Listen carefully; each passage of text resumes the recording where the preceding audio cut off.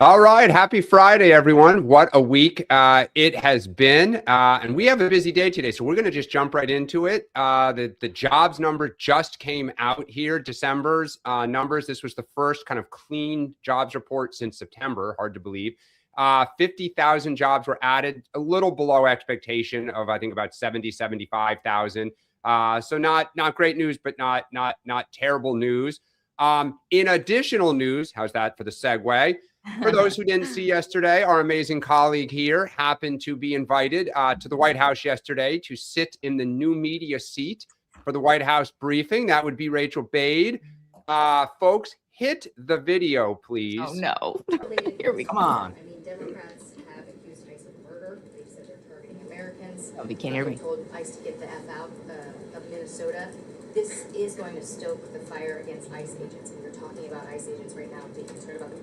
All right, we can end it. The video is a little hard, but I mean, first off, I want to say, Rachael, nice bright color in a sea of dark navies and grays. So you stood out, which I of course love. How was the White House, Rachael? How was the vice president? How was your time there? Look, for all the criticism the media gives, this White House in terms of access or whatever, for people who are independent journalists and doing their own thing, it's a game changer. To be able to go in and sit in the briefing, to ask questions of the vice president, this just doesn't happen in any other administration. And it very much enables sort of, a whole cottage industry, not even a cottage industry, the new economy for journalism. So that is great. I will say, I've been to the White House before, but that was my first briefing. No way. It was, Sean. I've worked in Washington for over 15 years, and I've never done a White House briefing. But yeah, of course, I come in the first briefing. It's the vice president. It's like, oh, great. This is awesome. Now you only have one way to go up, which is you get the man himself. Well, I thought, I'll push for it. Don't think on behalf of all of us. I will tell you, if you think about it, and I'm not trying to, but I had these, I give Caroline all the credit in the world for what she's done to really democratize the room. But I remember, I won't belabor this, but back when we took over and we met with all these folks, we created Skype seats. Our idea was, not allowing the White House briefing room to be hijacked by a bunch of Beltway insiders. And how do you bring voices in? And the evolution of independent media from the time that I left to now, and what Caroline and her team has done has been fantastic. Because the idea that not only, it used to be when I was press secretary, they said, here's how it goes. You start in the front row. The AP gets the first question. And by the way, the AP tells you when the briefing's over. And I was like, not going to happen. And you go down the first row, ABC, New York Times, Washington Post. And I was like, no way. My first briefing, I called on the New York Post to send a very strong signal. And then we brought in Skype questions. And again, what they've done, you got called on, you're supposed to have got called on first because the new media seat, but I assume the vice president kind of, but I think it's a real testament to what they've done. Second's not bad. Exactly. No. I only say that because it was I just want people to know that normally Caroline would have gone to you first, but because it was the vice president, I'm sure, there's a little bit of disconnect between how it runs, but kudos. Yeah, with the ice breaking stuff, everything was sort of out of whack from the normal briefing. I mean, I'll just say, also hat tip, Mondani's doing the same thing. His first briefing was new content creators. But Rachael, you made us all proud. We were all super excited. You did a great job. Your questions, two-part, were respectful but direct and fair. And so great job. And thank you to Caroline Leavitt in the White House for the invitation to Rachael. Perhaps you will be back, but great job, Rachael. Thank you, Dan. Dan has become, somebody made a joke in our text chat that he's you're too young to be, but my stage dad on the Huddle team. Send us a picture. I was excited for you, for us. Yeah, it was great. Okay. Well, so we're going to have some fun today. It's Friday Fun Day. We're going to be talking about these little packages that Sean sent us, surprise packages. But before we do that, let me just tell you what we're going to talk about in terms of business. On the agenda, we'll get to the White House versus Tim Walz and the new Portland situation with 2 additional people shot there. Venezuela latest. We'll talk direct payments to Greenlanders. A lot of questions about that in my brain right now. Republican renegades, 2 votes on the Hill that did not go well for the president yesterday. 3. Yes. 3. What do you think of the third one? The plaque in the Senate to recognize the officers. I don't think that goes over well with the White House website, but that's okay. Yes, that's a good point. Although he did win on the veto veto override. We'll talk about that. And then a segment that is backed by popular demand: buying, selling, and watching. We're going to talk about politicians and whether their stock is going up and down and what we're looking for. But first, we'll do the day book. Right now, we just said we already did the jobs number here. 9 o'clock, the Congressional Hispanic Caucus is going to be holding a press conference on Venezuela, obviously a big hot topic. We should mention this morning that it's a big day for the Supreme Court. They're going to be meeting. There is some speculation that we could see some decisions. A lot of people remembering that the Supreme Court said they would expedite the tariff decision. We could maybe, just maybe, see a ruling on that. And if that goes down, it is going to be a huge news story. We talked a little bit about it yesterday, but the president will have to sort of recalibrate on that. 11 a.m., the president is going to be meeting with what I would jokingly call the actual leader of Venezuela, Marco Rubio, in the Oval Office. But not a candidate to be the Miami Dolphins head coach. That was well played. That's because he's going to take the Baltimore job, just so you know. I'm just going to smile because this all goes over my head and the sports stuff. But I did see the tweet. To his credit, he is a sports fan. He's from Miami, obviously. He actually put out a tweet yesterday that started with I don't often comment on rumors, and you're like, oh my gosh.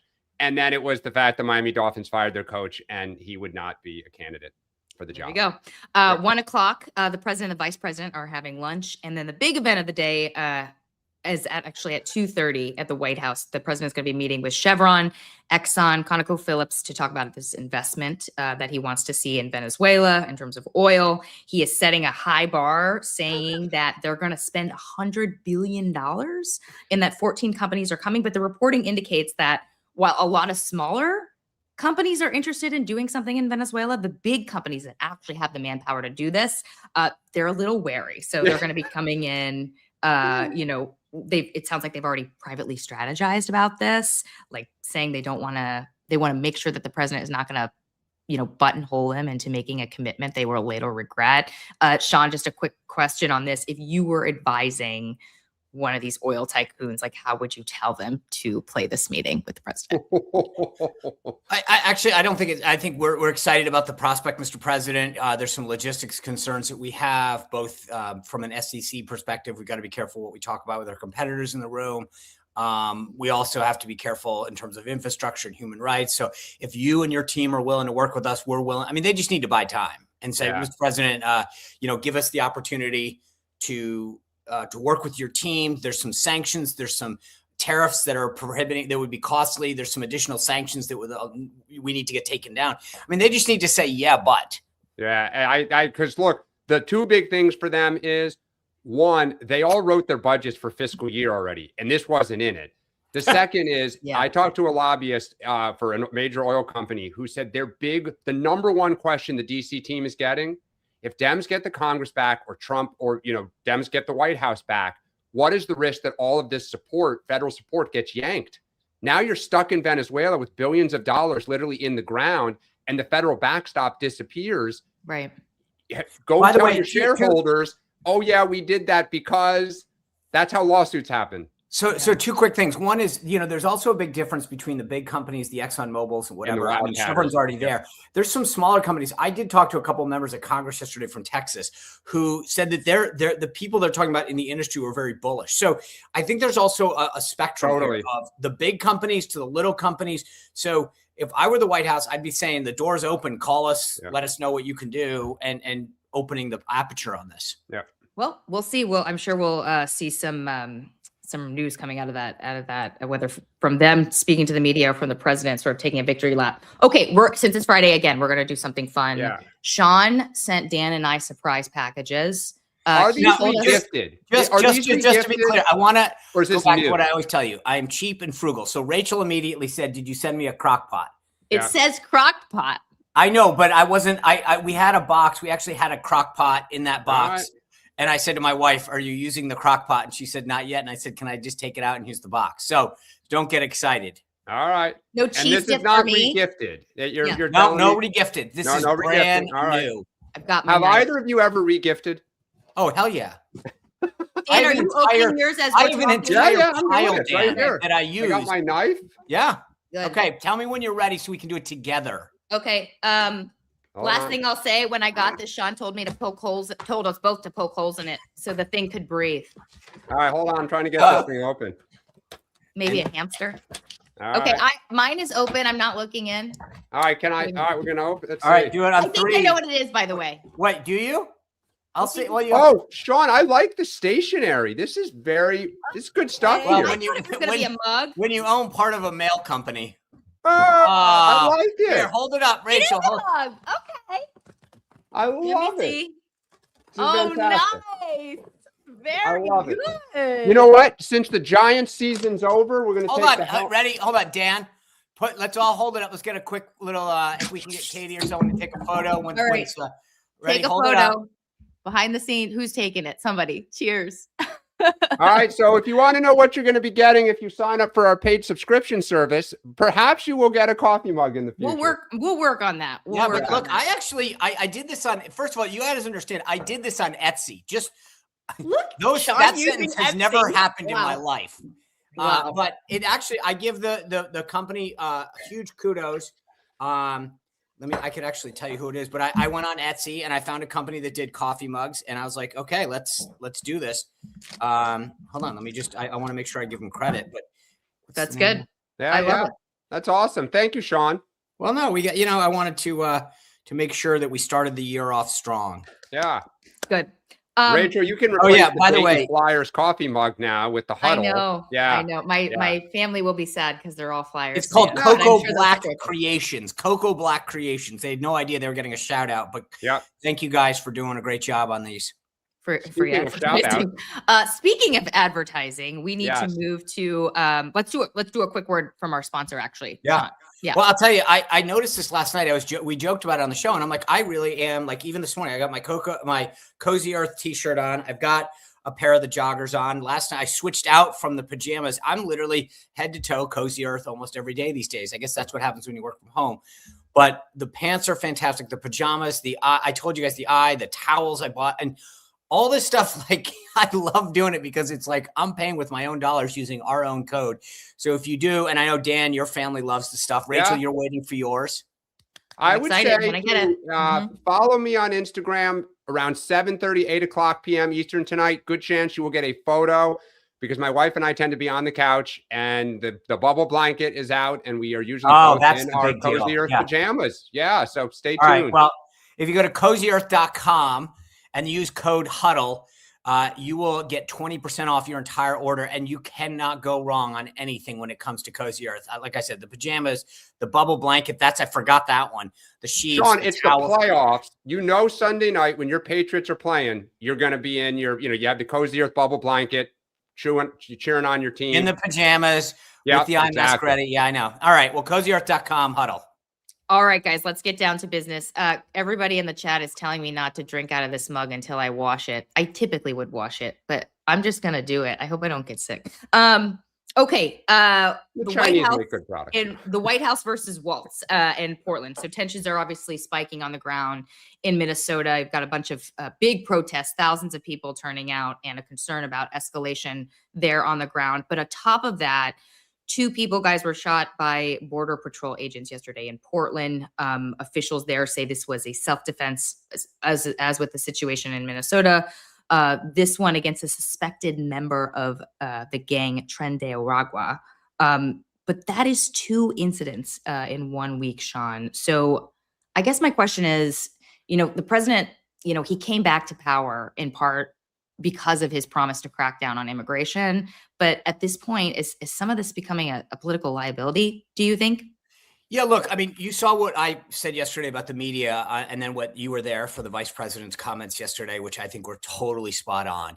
If you are an average American that's going to work every day, coming home, and all you're doing is seeing or reading the evening news or the morning news or whatever, you would think that ICE is going out targeting innocent civilians on the street corner or at traffic stops, which is clearly not the case. And so for a lot of people, when I turned on the morning shows this morning, I was making my rounds again, nothing changed despite the vice president's stern warnings yesterday about taking down the temperature. And so I think for a lot of Americans, they're hearing, oh my gosh, ICE is out there targeting Americans. And the White House, as much as they're going to stand by the immigration raids and law enforcement, the president has also always been very, very concerned about perception and also the death of innocent folks. And I'm not saying, again, I'm not trying to say that woman, I'm just saying that he is very sensitive to that. And so I can see them having some discussions with ICE saying, guys, you're amazing what you're doing. You're doing your job. You're enforcing it. We got your back. But let's maybe do a little bit more. Let's be a little bit more cautious on how we approach some of these stops. And I just want to be clear, my position. When you interfere with a law enforcement operation, in the case of Portland, they were going after a member of Tren Agua. So full stop. Like I'm 100% there, but I'm just saying the perception does matter in this world. And we know where the media is going to come down on this. So sometimes you have to tread a little bit more careful. Yeah, he definitely cares about the coverage and the headlines. Dan, the White House, as we were just talking about, pushed Vance out front on this to sort of take the questions and brief reporters and scold them at times. Between that and what we saw in Minnesota with Governor Tim Walz sort of activating the National Guard, I think he ordered a day of unity and a moment of silence today for the woman who was killed. This is starting to feel a little bit like deja vu from 2024. Do you agree? Yeah, no, I mean, I think, look, I actually thought JD Vance did not have a good day yesterday. Oh, really? I thought that at times as he kept going, he almost became angry and was almost kind of screaming at like the country. And I think the big problem for JD Vance and for the White House right now, and we have our own problems. I've criticized Democrats for kind of coming out and immediately knee-jerking to kind of paint these, deceased or the victim in Portland for not recognizing kind of what they did wrong in the situation. Is JD Vance said toward the end of the press conference, when asked about the kind of evidence in the video, quote, was she panicking when she drove into this officer, or was she actually trying to ram him? That's a reasonable conversation, right? So, well, by the way, can I just go ahead, Dan? I'm sorry. But my point is, I think the problem that the White House has, and this goes to your point, Sean, about the issue of the political dangers of what's happening for the White House, is they are trying, whenever there's an incident, to immediately politically define it on this kind of high ground of it is domestic terrorism. It is the outrageous coordinated left, kind of trying to destroy America, when you don't know necessarily if the facts support it. So then you get into what Tim Walz is now planting, which is we can't trust the administration, right? They have spoken immediately. Law enforcement spoke and kind of had these, what I'm going to say are political talking points. And so now the public, I think, starts to say, jeepers, what is going on? This is chaos. And that is the danger for Trump, is it looks less like Law and Order and more like just a general you-know-what show. And their numbers on immigration are already started to go down. There's a difference between the country wanting the southern border closed and bad hombres and this. So I'd say a couple things. One, Daniel, I mean, this is the point I was making on the president's sensitivity to this, totally. that whether or not you're right or not, which I believe they are, when you turn on the television and see what Americans are being fed, which is that ICE is on the attack and this is like, and Portland's erupting and people are going nuts, you have to be politically sensitive to that. That's just a fact, right? Yeah. So I think they're seeing that. There is definitely that sense, whether it's right or wrong. Second thing I'd say is, and again, this goes back to, again, part of the media narrative. Tim Pool last night did a really good breakdown of the driver in slow motion and shows you the wheels of the vehicle and where the officer was standing. And it's funny because on first sight, myself included, said, oh my God, the officer stood in front of the car and here's what happened. When you actually break that down frame by frame, the officer's actually off to the other side of the car, not in front of the hood. It's when the driver turns the wheels to the right that it suddenly starts facing the other agent. And it's just fascinating because, again, when you just snap judge, here's what happened, as opposed to, I give Tim Pool and his team a lot of credit. You go frame by frame and you say, what was actually happening? The car gets stuck. She spins her wheels. Then she turns the wheel to the right towards the agent. I'm not saying it's intentional. I'm just saying the original narrative was the officer standing in front of the car. She guns at him or whatever, but she did turn the wheel towards him. And he then was, suddenly up, and you watch him from that back angle get lifted up off the ground and fire. I say all this not to pass judgment, but just that it's not as easy to sort of as what the first video shows and everybody coming out and saying. But the problem is there's no nuance in the White House messaging, nor the Democrats' messaging. See, I disagree with that, Dan, because I actually thought Vance did try to strike a nuanced message, and I thought he was semi-successful in that. I mean, I actually thought he did a great job. I admit my thought, bias on that, but I thought he was very calm, collective. See, well, he was this to is start. What he didn't do. He didn't call her a domestic terrorist. He said, like, at least once, a couple times, that he can't say what was in her heart. Did she have an intention to kill, etc.? Like, he talked about her, I don't want to say being a victim, but almost like this sort of brainwashing of that, he feels is going on with some people who are average Americans, who's a mother with 3 kids. Like, how does this happen? Like that somebody thinks it's okay to try to obstruct law enforcement. I thought he was pissed at the media. But I guess we're just used to that. So kind of just. Well, but he actually didn't go as far. I mean, like, he could have gone a lot harder on the media, and he didn't. He just said. Yeah, I didn't think he was that. I really didn't think he was that. To me, I thought this was JD Vance auditioning for one audience, and it reminded me. No. Like, in my opinion, he has had a bad couple of months. When I agree with you, he started calm, but by the end of that, he was practically screaming, and I think you know what I think yesterday was? It was an exact reflection of how the country is now. I think JD did a great job. I think Dan is good. Dan, no, but I mean, like, I totally get what you're saying. Yeah, he didn't. I can say this with like a total straight. Like, I thought his pitch was excellent. I thought to be honest with you, if he wanted to appease Trump, he would have gone on a lot harder about the media. I agree with Sean. This was not an audience of one. That was JD from the heart talking about how he feels. But I'll just lastly say this. This is where the country is. You're on the right. Whatever they say is good. Whatever they say is bad is on the left. But I think, to your point, Dan, where it matters is that middle ground on every issue. Does the person that's not drawing a line in the sand every day of the week say that they like that or they didn't? I think that again, if there was a scale of 1 to 10, and 10 being like, the president was right, she was a domestic terrorist, and the media sucked, that would have been a 10. He was pitch perfect yesterday. And I think for a lot of Americans out there, they say, you know what? He was the one guy that wasn't Kristi Noem saying domestic terrorism, or Jacob Frey, the mayor of Minneapolis, saying, F ICE and go home. I actually thought pitch perfect yesterday. I agree that I think he could have been way harder, and I genuinely felt an appeal to journalists in that room in terms of the coverage. But I digress. The polls will tell us very soon, right? Let's go to our next topic. We got to move on to Venezuela here. Machado moves in. So I was actually sitting at my kitchen table writing a story. I had just gotten confirmed that Maria Corina Machado, who is the opposition leader in Venezuela, that she wanted to come to the White House and give her Nobel Peace Prize to the president. Literally, as I'm writing this, the president tells Sean Hannity that she's coming in to the White House and that he's expecting her to do this. So let's play. We can confirm it because Rachel texted us. I got a great scoop and a great story. Yeah. And the best part is she's like, I'm going to do it in the morning.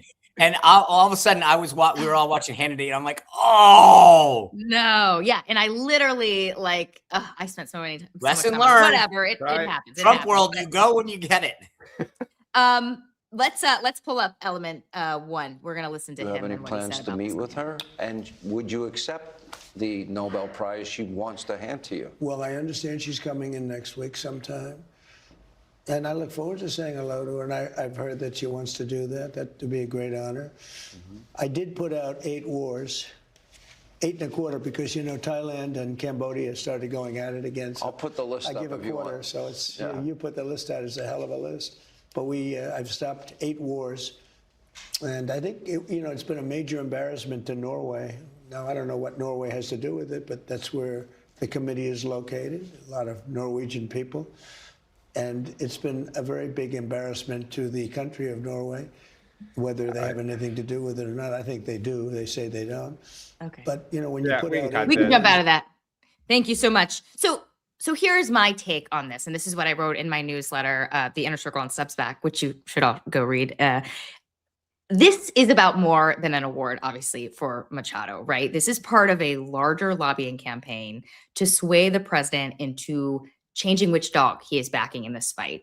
We know that he and the CIA have sort of come to this analysis, this belief that backing Delcy Rodriguez, who is the right hand of Maduro, as the leader would be better for near-term stability, right? But Machado, her party at least, won more than 70% of the vote during the last Venezuela election.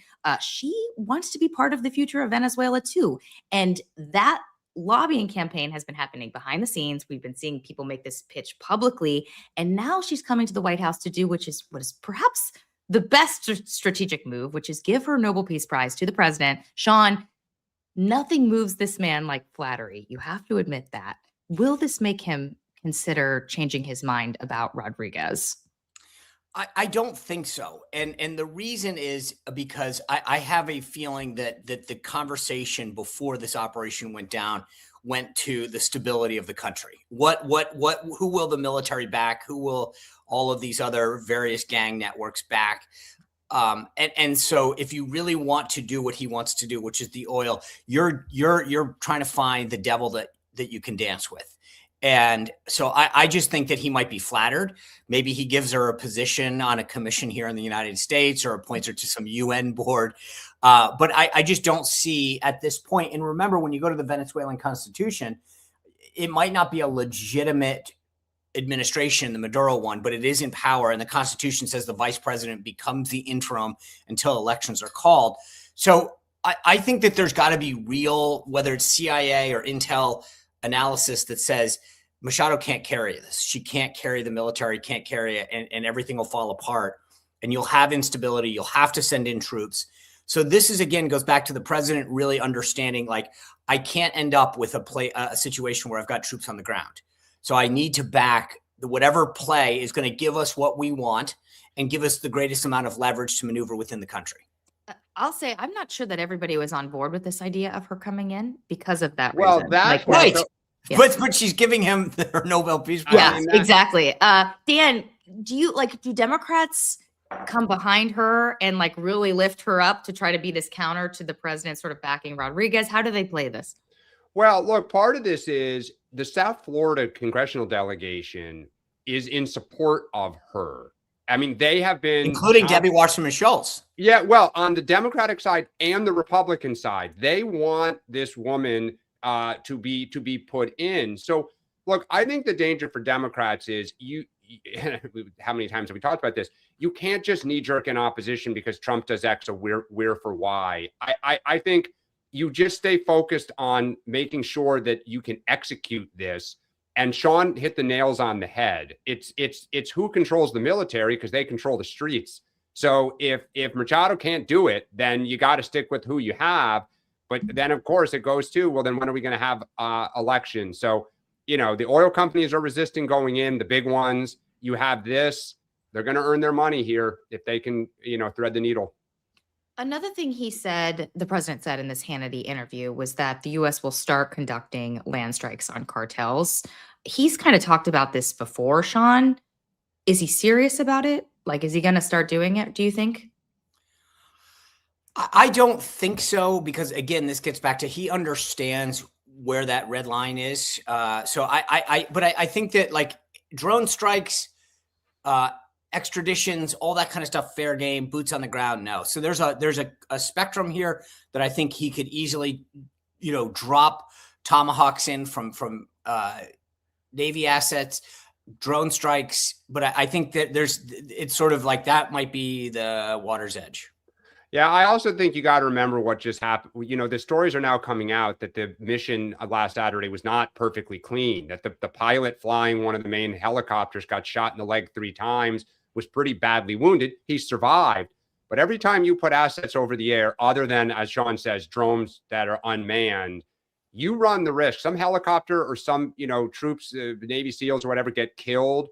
The equation changes. Let's move on to our next topic related, another foreign policy issue, direct payments to Greenlanders. This topic really sort of perplexes me because the administration is reportedly considering sending some payments to residents of Greenland to woo them to secede and join the U.S. We're talking between $10,000 a person and $100,000 a person. Look, I get that there are not a lot of people who live in Greenland, but the headline of sending checks to foreigners over Americans who are obviously still struggling with inflation. Sean, in what world is this a good idea? What am I missing? Well, first of all, again, I think that's one idea floated. And my guess, as we've talked about before, is that if you talk about invading Greenland being the one extreme, I have a feeling that there's a lot of people throwing ideas to the president. What if we tried to buy them off? What if we tried to do that? So I take it at that. This is not an official White House position. So let's just be clear at what it is. It's someone. It's not on record. It was background sourcing. Correct. And I guarantee you there's a lot of people using the media to throw ideas out at the president. So I'll throw another one out there that a really high-level healthcare executive gave me last night, which is the president's been a big fan of tariffs. He's been going after prescription drug prices, and this very smart healthcare executive said to me, guess what company is headquartered in Denmark? Lilly. Or is it Novo Nordisk? I'm sorry, yeah. Novo is located.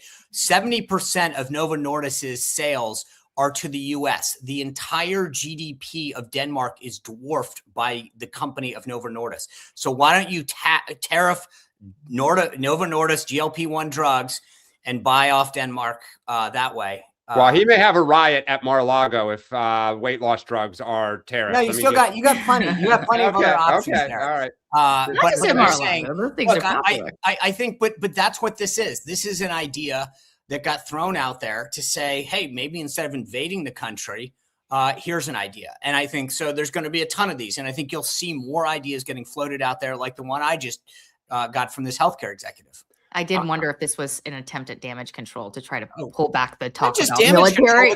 Military but also, this is a lot cheaper of an idea. Why don't we do it this way? There's 20,000 people live in Nuuk, right? So do the math on that. It's a heck of a lot cheaper than a massive operation. It's still not going to play well. I mean, I know it's never going to happen. Dan, go ahead. Sorry. I mean, it's just all insane. And I think the problem for Trump, the problem for the White House is, to be serious here, is you have more and more Republicans, both on the record and off, saying we got huge problems with this, whether it's disrupting NATO or like we don't fully see like how you can pull this off. The idea that it's like we'll buy them off, we'll invade. You're just throwing darts at the board. But like, Sean, to be speculating in public about a country or a territory that is not for sale by the country that has it, that is an ally of the United States, right? That Great Britain went on the record, this is a terrible idea. They don't often criticize us. Well, here's the one thing I'll say. And look, as I've said to you guys before, I think that at some point we need to start looking out for ourselves. China and Russia are strategically positioned to really pose threats to us. So either we're going to start taking our national security seriously, both in terms of military positioning and in terms of what we need in rare earth minerals, or we can all start learning to speak Mandarin. But those are basically the two choices. And so everyone who wants to have these conversations about, this isn't the nice way to do it. And when Britain is willing to step up and defend itself, they get a seat at the table. Sean, let me just ask you a quick question, though. Last point, Dan, then we'll move on. Yeah, hold on. I just want to be clear. So every major power has the right to go take what they think should be theirs. I just want to be clear about that. That's not because that's what you're saying. No, I'm not. No, what I'm saying is we're talking about offering them money. We're talking about, do we have a right to say, hey, guys, you can't defend yourselves. You have something that's valuable to everyone, and you're going to call us when China and Russia. So, yes, we should have a discussion what that looks like. There's a reason that putting Air Force space base is there right now, because they can't defend themselves. But it's there. That's the point. It's but there. You're going to the extreme and saying, should we go in and take them? I don't support that. I'm not saying that. The White House is. I do think that Stephen Miller did. And the president having looking at all the options that are available, whether to buy them, to have a strategic relationship with them greater than we do now, is smart. I'm sure we're going to keep talking about this for a while, so we'll return to it in future days. But let's move now to the president's sort of embarrassments on the Hill yesterday. 2 votes, although Dan points out 3. He lost 5 Republicans in the Senate who voted with Democrats on the War Powers measure to sort of lift future or limit future military action. And then in the House, when it came to the Obamacare subsidies, he lost 17 House Republicans. And not Dan, just frontliners. well, I was going to say a lot of frontliners, though, too, which But, again shows how potent this is in swing districts where you have majority makers sort of defending. Dan, you can do a little bit of a victory lap here if you want. Oh, I won't. We made bets about this yesterday, but I'll be I digress humble. here. So, Yeah, no. Sorry, go ahead. No, you go ahead. I mean, look, I just think you go back to the Epstein files. You now have this. I think we're just talking about Greenland, and that war powers resolution was on Venezuela. But, you know, as you look on the chessboard here, you have, you know, people like Josh Hawley going on the record saying, I have a problem with this. That's not Susan Collins. And so I think it does show the president, like, there is some trouble out there still. His own party is beginning to express themselves here and there. It's not a lot. He's still the 800-pound gorilla. I'd still bet on him versus anybody else in Republican primary. But he's weaker today than he was 3 months ago. There's no doubt about it. Look, He's not taking this news well. Sean, did you want to say something very quickly? Yeah, I'll just say quickly. I will say that in each of these cases, like on the ACA, I think it was not a good vote. For like, I'm personally opposed, but those folks are all in competitive districts. Not all. Some of those are red ruby areas. The three guys, I can bring it up. Are from, on the War Powers Act, again, it was even the vice president comment in the briefing room yesterday. These guys had philosophical issues. This was not a rebuke of Trump, and that's a big difference of a vote. Like they literally. How do you square that? No. I'm just saying this was not some massive Trump policy that it was like, hey, the big beautiful bill. This was a philosophical difference on the use of military force, which I disagree with, like how they're reading of it. And on the ACA, this was a bunch of people protecting their hides in district where they had high percentage of people that were on the exchanges. Let's bring up. I want to bring up the president's Truth Social reaction to this, because he went after the 5 Republicans who voted for the war powers to advance the war powers resolution. One of them was Susan Collins, and by the way, he said these people should not be reelected. Collins is in a blue state, running in Maine, facing down a very difficult election. If I had another question at the press briefing, I was going to ask Vance about this. The president going after his former colleagues and whether he supports the reelection of Susan Collins. Sean, this is just the president blowing off steam, right? He's not serious. Correct. Because at the end of the day, Susan Collins is key to winning or maintaining a Senate majority, right? And look, I think that it was a bad vote because I don't think anyone in Maine was sitting around having a discussion about this. But and as the vice president said yesterday, it was philosophical in terms of their interpretation of military action. We are not invading countries. We went in and did a Department of Justice extraction to enforce an indictment at its core. So for these guys to take it to that, so look, I get he's pissed because he wanted it.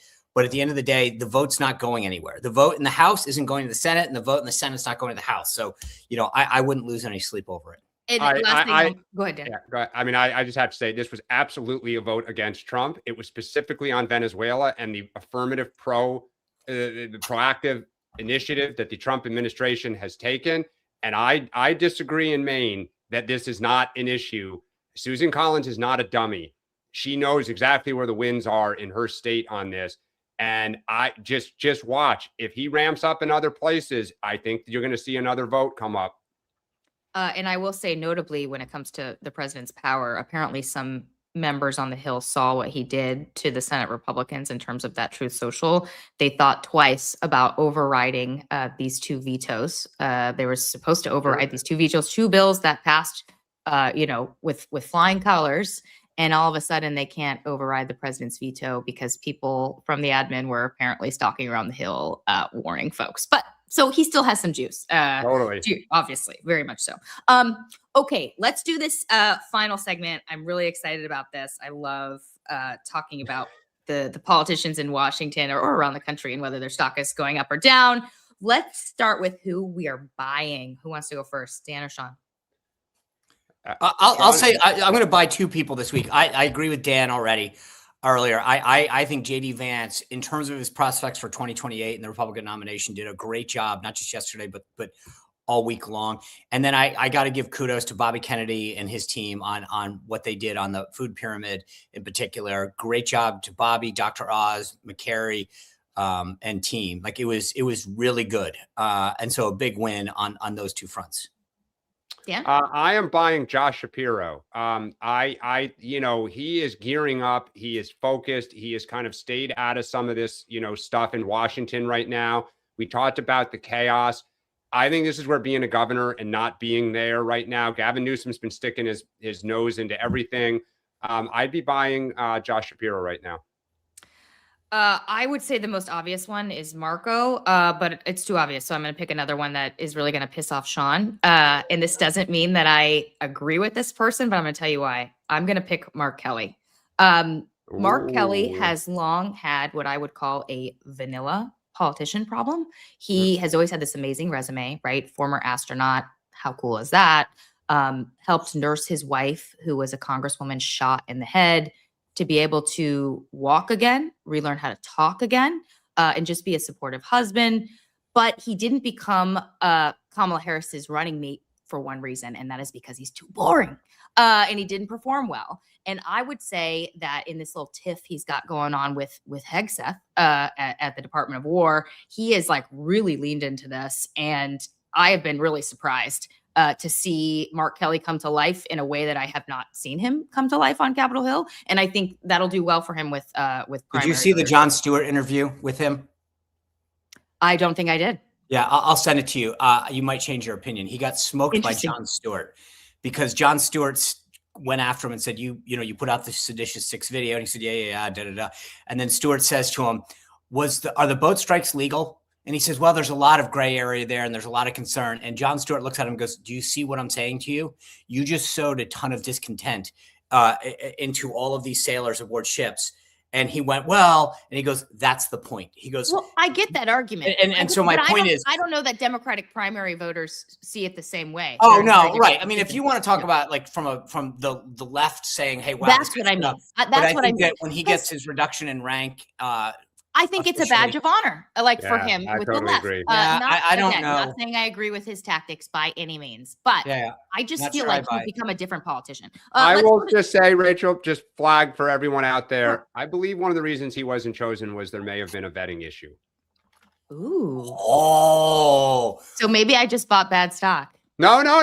Look, in today's age, who knows? Remember what we always say, don't take financial advice from me. Yeah. Okay, let's do selling. Let's go quick. Sean. The mayor of Minneapolis. That was disqualifying. It may help him to some extent with certain parts of the party, but you just can't do what he did.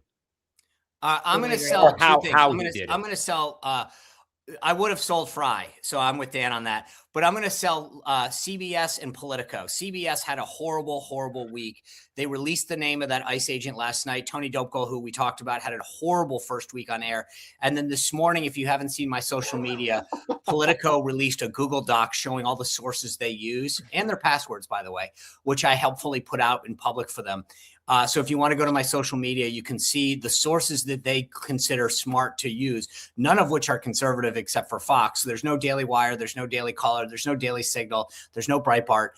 So again, you can go to Instagram or Twitter to see the internal documents that Politico mistakenly allowed to be out, and you might want to sell them as well. Or if you want a free password to some publications before they change them. Pay for them? Gosh, yeah. Bad. As somebody who used to work there and left a few months if you had those passwords at this point, but I will let Sean's comments stand. I'm going to sell Tulsi Gabbard over at DNI because there is some reporting. There's some reporting. We've seen a couple places now, Bloomberg, Wall Street Journal, that she was kept out of the planning for the Venezuela capture of Maduro. I mean, she's the head of DNI. Like, she should be in a lot of this stuff, you would think, or at least in the loop. But you saw that yesterday. Did you not? I mean, again, you were there. Vance is close with her. I understand that. But he said that's not true. I mean, again, when Vance, I think Vance, like, his team explained every move they made, like what for security reasons and for, I mean, like what was going on with him. he came out pretty forcefully yesterday regarding 100%, Tulsi. but I would expect that. I would absolutely expect that. He's friends with her. I mean, at one point he was asked like, who are his favorite Dems at one point a few years ago. Like she was one of the people. And I get that. But like, you know, a lot of people were tweeting her old tweets saying we should never go into Venezuela, et cetera. It took her, 5 or 6 days to comment on this operation. Meanwhile, publicly. she's posting And photos then, from the beach. Well, I didn't see that. But you have also seen, like, the reporting is that aides have joked that DNI stands for do not invite. And look, I have talked to someone pretty damn inside, who I'm not saying she's going anywhere. I'm not saying she's getting fired, but like, look, like some people are fans of hers. JD is one of them. And then some people are not. That's my only point. Okay. What are you watching real quick? We got to go to questions. Two things quickly. One, what's happening in Iran. It is remarkable. For those who didn't see, Trump kind of hedged on intervening. We talked about that earlier in the week. But does Iran fall? Is there some big movement? The second thing I'm watching, Gavin Newsom yesterday is now going to try to sell California derangement syndrome to take what is perceived as a weakness, which is the kind of homelessness and housing costs and the economy of California, again, perceived, and flip it into a strength. I am really curious if he can pull this off. If he does, that's a big Achilles that he has covered. I agree with Dan on Iran. I mean, I think we're on the same page on Jacob Fry and Iran. I would say the other thing I'm looking for domestically is affordability. The president, as you've seen, has really started to talk or drip out some of these issues on mortgage, first-time ownership, and talk. And I think there's going to be between now and February 24th, which is the State of the Union, you're going to see drips and drabs of additional policies that come out, whether it's prescription drugs or housing, on how they specifically can address like issues of affordability that make sense to younger Americans in particular. I'm going to say that I'm watching Vance's announcement that DOJ is going to be creating this sort of high-ranking position to investigate. Oh, by the way, kudos to you for that. I'm glad you called that one out. This idea of a fraud czar at DOJ, I'm a huge fan. Rachel, continue. I'm continuing. We got to get to questions, but no, I just think they're going to nationalize this. To that question, you know, we talked earlier this week about whether this would be sort of a narrow Minnesota issue, but Republicans are not going to obviously let it stay that way. So, and guys, I know there's a lot of comments about Iran in the chat. We're going to talk a lot about that next week. I know there's interest, but let's go to some questions right now. Bring in our first person. Okay. Oh, okay. We'll do this. We'll do a question here, but then we'll take one from video because today is Friday. So I have your camera ready. Okay. So Kamala managed to garner 74 million votes by flooding the airwaves for 60 some odd days. It was effective. According to Jim Jordan, Trump's message of success has to be delivered to the American people relentlessly. Should Trump follow this tact for the midterms? I'm not sure I agree with the premise that her flooding the airwaves was effective. I think Kamala's ads, I mean, look, I actually would say respectfully, Victor, that Trump's success was because he had a message on the economy. He could contrast because his first 4 years was significantly better economically than the Biden 4 years. And he had, whether there's no taxes on tips or no taxes on Social Security, he had, you know, kind of tangible ideas that people felt like that could impact me. And Kamala was very kind of esoteric and small when it came to the economy. So I think, you know, look, everyone always says message. We need a better message. At the end of the day, Sean always says this: you either feel like your life is improving or it's not. And somebody telling you how you should feel usually doesn't work very well. The president certainly has enough money that he can flood the airways if they do sort of narrow in on a message here on this that they really want to pump out. I mean, the president has been raising a ton of money. So in terms of funding like ads and stuff, he could do that. Yeah, look, I agree with Dan on. I'm not sure I agree with the premise that I mean, she would have gotten X number of votes regardless, just because of the country that we live in today. And I'm not sure that it was effective. That being said, and remember, her whole thing was she didn't go on certain podcasts. She staged call her daddy to the tune of several $1 million. So I will agree with the premise that the president and all politicians, frankly, every one of them needs to understand that you cannot wait 6 weeks out of an election and go up with 1,000 to 2,000 points of television and cable and think somehow that's going to win an election. It is a 24/7, 365 new media landscape where you got to be going to independent media, podcasts, your own content. You look at someone like an Eric Schmidt of Missouri. The guy's phenomenal. He's embraced this wholeheartedly. He's always doing videos, talking to himself, really bringing you inside. He is everywhere all the time. Ron Johnson's very similar. I mean, that's what you need to be doing. So it's not just President Trump. It's everyone running for office on the Republican side. Yeah. Let's bring in a viewer. Hey. Hi guys, how are you? Welcome. Great. I'm so happy to talk to you guys again. I love you guys, you know that. Rachel, you are like the boss. I'm so happy with what you have going on here, and I love all three of you. Love to hear it. I did want to kind of preempt. You said you guys wanted to discuss Iran next week, but I did have a few. One basic question that's been on my mind. I make no mistake, Dan and Sean know this. I'm Israeli American. I make no qualms here that I am not a fan of the regime, and I am so supportive and just amazed with what's happening there on the ground and the people who are trying to fight back. But my question is kind of like with the coverage of that Iran has been getting. And want to say the lack thereof coverage that they've been getting. And I want to give like a pass because so much stuff has happened the last week. I mean, every day there's like a big new news story, and I understand that totally. But I have a problem with companies like the BBC, for example, who took, I think, 7 days before they even did their first story on the protests that are going on. I think that they're, especially because of the last 2 years with Iran in the mainstream headlines and with Israel, Gaza, like, I think it's just such a disservice and like just a slap in the face. So everybody who has been talking about Iran and the Middle East and all the conflicts that's been happening since October 7th and how connected Iran was with that. Why is it because there's just too much news going on, or is there a deeper reason why they're not covering this like they should be?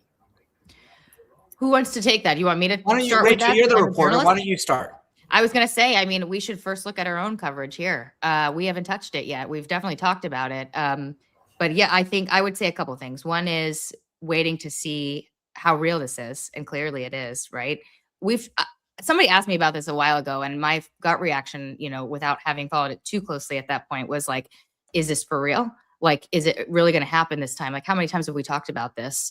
But I agree with you. I mean, obviously, like Iran, like anything that happens there in terms of the regime falling is like huge news. So perhaps we should have been talking about it more this week. What do you think, Sean and Dan? I mean, well, look, we've texted about whether we should, and that this is an editorial issue of do we stick to 5 topics? Do we, go to 7 or 8? And how do you structure this?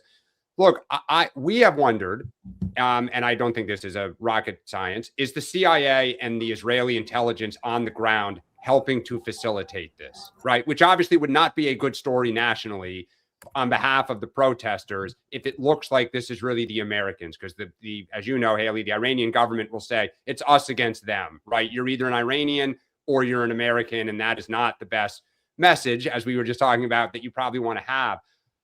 It's a great question why the rest of the world is not. I do think it's probably there's just the circuit board can only handle so much. There's only so many space at the top of a newspaper, rhetorically speaking, to put in. But I was taken aback that Trump yesterday kind of poo-pooed getting involved. He had been leaning in, like, if we need to, we will come and defend the protesters. Maybe that message is not a good one, but I'm so fascinated. I feel like any day I could, turn on the news and the Shah could be in Moscow, and that's the end of, like, there it is. So, Haley, I think everything that we just said, yes. And then secondly, I would say there's another issue, which is that, like, it's twofold. One, there's not a lot of reporters that know what the hell's going on. And so therefore, and you go, well, who are you? It's just a fact. I mean, the way that the newsrooms and whatever are spread, you've got 1 or 2 foreign correspondents, and where are you going to place them and what's going to happen? You got Venezuela, Greenland. Like, what is it that you're going to talk about in your 60 seconds today? And then secondly, Americans just generally have not given a ton of concern about foreign policy skirmishes until they reach, DEFCON 1. So that's just a reality of news. I'm not saying it's right or wrong. I'm just telling you that, like, when there's major skirmishes overseas, it takes, we wait until it's a big deal and then we cover it for a day and we move on. I would say that I bet you, and the same thing's true with what was going on in Gaza for a while, that there are publications that are very focused on it, that are niche-y, and then there are broad ones that just don't touch it. And as we, and I think a lot of the American media look at issues as it rises, but right now there's also a lot of, like, to Dan and Rachel's point, like, what is the answer? Like, I don't know. Like, is there a plausible replacement for the regime, and kind of in a Venezuela way?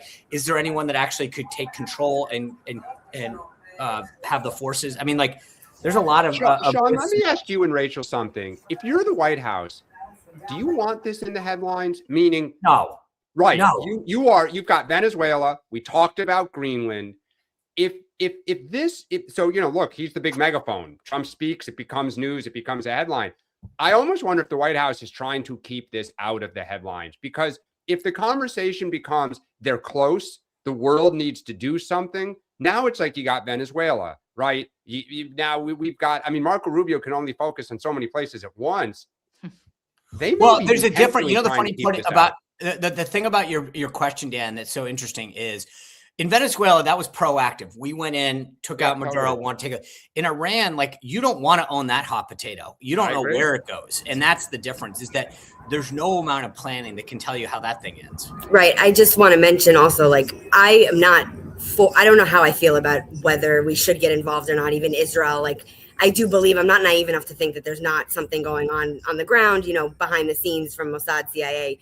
But I don't know if it's the right decision I don't think it's the right decision for America to get involved, because I feel like Iran has tried so many times, so many protests, so many different times to try and get their own government top. They're doing it on their own. We just need to support them, in any way we possibly can, because there's no denying that if the IRGC falls, this is going to be the most groundbreaking shift in Middle East politics in the last 50 years. Haley, is this dominating the Israeli media? 100%. 100%. It is. Okay. See, that's kind of what I was going at, right? So I can get information about it. I mean, my dad either watches Israeli news or CNN. Like, it's one of those two things. And CNN, unfortunately, I've been waiting. I've been hoping and waiting for them. I think last night in the night hours, they finally said something. Interesting. Well, we'll talk more about it next week. We'll make you. I know, you guys are awesome. Thank you for coming in. We really appreciate it, and thank you for watching. Let's do a YouTube super chat question. DOJ should already have a search warrant for, what is that? Walls. Oh, Walls. Okay. Is that his? Oh, okay. There's just panty drawer? Yeah, that's I think it's a snark reference. Yeah. Okay. I'm sorry. Guys, you can't joke with me. I'm blonde. Well, I've told this to Sean and Dan. Well, look, I think it's also a Mar-a-Lago, they what FBI did to President Trump's home in Florida. I look, to Melania's drawer. Let's be clear. Well, that's actually a good point. But I I was trying to be protective, and I actually probably went the wrong way. Look, I think that if Tim Walz caught it's inappropriate. I think that, like, had this week not turned out tragically the way that it did, Tim Walz would be, in a conference room with a ton of lawyers right now, and he still might be. And I also believe it's going to span a lot more than Tim Walz. There's no way this level of fraud was perpetrated without a lot more people knowing about it. So I would, and with the vice president's announcement yesterday on this fraud czar at DOJ, I'd be very concerned if I had any knowledge of this, whether you live in Minnesota or anywhere else. Yeah, okay. I agree with Sean. I think Walz is not the last that we're going to hear about this and him and liability. Yeah. Let's take one more question from Max. Still think still think Trump would strike Iran. Oh, this is the same topic we were just talking that's about. right. Overtly, given the reports that the IRGC was killing protesters last night after the internet and phone lines were cut. Yeah. This was is the gonna say, problem. Yeah. Go ahead.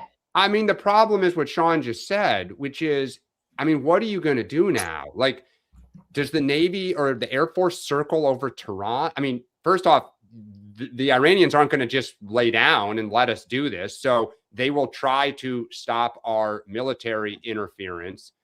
You now run the risk that you kind of start to own it, right? Like, or the headline is, we interfered and lost, which Trump will not like. No US president would. So I don't know how, and this is bedeviled going back to what was it called? The Spring Revolution or whatever that was during the Obama era. I know Hillary Clinton. Arab Spring. Yeah, the Arab Spring. Like, how much do we lean in knowing that we're not the most popular people on the street there? So it is a great question.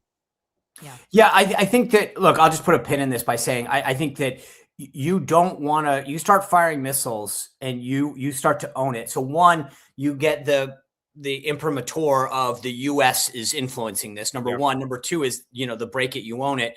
I wouldn't want, I mean, I think the president last night with Hannity was trying to protect the protesters by saying, we've told them and we've warned them. But at the end of the day, this is one time when I think he's going to be told, like, he doesn't want to go there. No one wants to go there, just to be clear. It's not a Trump thing. I don't think anyone wants to get involved. What's the Princess Bride thing? No one wants to get involved in a land war in Asia. I think that that's very similar here. Like, just do not touch this. Guys, that's all we have time for. Thank you so much for coming in. Sean, did you have something you want to flag before I do? A couple of things. Number one, thank you guys for everybody who went to the DC Huddle yesterday, signed up for our newsletter. Unbelievable how many of you either want to spend time with Dan or Rachel, because we got a lot of people that signed up for our premium subscription. And I would put in one other word, which is, if you want to be part of that, that's awesome. We'd love to have the conversation, especially with people who want to be off camera. But also, like, just thank you for supporting this. Like, if there's a lot of people who go out there and just want to help us do this and enjoy it. And so if you can do the $10 a month or $100 a year, it just helps, that we've got some great folks behind the camera that are making this work for us. We appreciate our sponsors, but it costs money. So when you support the show, you're helping us do this. So thank you for everyone who's doing that, signing up at the dchuddle.com for the premium subscription. Obviously, everything else is free. So I appreciate everybody who's shared this. Shared the links with people, signed up for the premium and everything. But tonight at 6, I had Tim Parlatore on the other day. And at the last question I asked him was about this spat between Dan Crenshaw, Congressman Dan Crenshaw, former Navy SEAL, and Sean Ryan, who have been going at it. Because Tim, I randomly saw an Instagram post from Dan Crenshaw where he showed all these legal documents and one of them had Tim's name on. So I asked him about it. He told me Sean Ryan's side. Tonight, I get Dan Crenshaw's side of what's going on between Sean Ryan and Dan Crenshaw, the whole show, Dan Crenshaw. And so if you are interested in this, plus, I mean, Dan's a pretty hardcore badass. He is a Navy SEAL. Multiple. Well, he's a Dan. He's a Dan. He's a Dan. Good point. He is very sacrificed for our country tremendously, and I have a ton of respect for the guy. And getting his take on Venezuela, in particular, he grew up in South America, spent a lot of time in Venezuela. So we have a great conversation ahead at 6 o'clock tonight. All right, guys, we will be back on Monday. Thanks for joining in. Thank you, guys. Enjoy Wild Card Weekend. Go Pats.